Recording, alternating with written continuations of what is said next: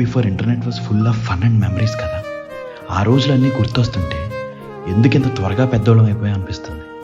కడుపు నొప్పని అబద్ధం చెప్పి స్కూల్ మానేసి ఇంట్లో కూర్చొని కార్టూన్స్ చూడటం, మనం డొక్కు సైకిల్ వేసుకుని ఫ్రెండ్స్ అందరితో ఊరంతా తిరగడం, రూపాయి పోగు చేసుకుని బాల్ కొనుక్కుని క్రికెట్ ఆడుకోవడం, ట్యూషన్లో కరెంటు పోతే గట్టిగా అరుస్తూ గోల చేసిన రోజులు, బర్త్డే విషెస్ అంటే గ్రీటింగ్స్ పంపించుకోవడం, దూరదర్శన్లో ఆదివారం వచ్చే సినిమా కోసం వారమంతా వెయిట్ చేసిన రోజులు, ఇంకా టైం దొరికితే ఫ్రెండ్స్ అందరితో వీధి చివరి చెట్టు కింద కూర్చొని కబుర్లు చెప్పుకున్న రోజులు. ఎవరైనా అడ్రస్ అడిగితే ఓహో వాళ్ళ ఇంటికి వచ్చారా పదండి దగ్గరుండి మరీ తీసుకెళ్ళడం, విమానం సౌండ్ వినిపించగానే పరిగెట్టుకుంటూ బయటకు వచ్చేసి ఆకాశంలో చూసిన రోజులు, అక్క చెల్లి తొక్కుడు బిల్ల ఆడుతుంటే వాళ్ళతో మనం ఆడుకోవడం, టైర్తో ఆటలు, ఊటీ బిల్ల, గోళీలాటలు, పొంగరాలు, కరెంటు పోగానే అందరం బయటకు వచ్చి అమ్మలంతా కబుర్లు చెప్పుకుంటుంటే మనమంతా దొంగ పోలీస్ ఇసుకలో ఇల్లు కట్టుకోవడం, వర్షం వస్తే పడవలు చేసుకోవడం, మ్యారియో వైస్ సిటీ కోసం రక్తం చెందించేవాడు.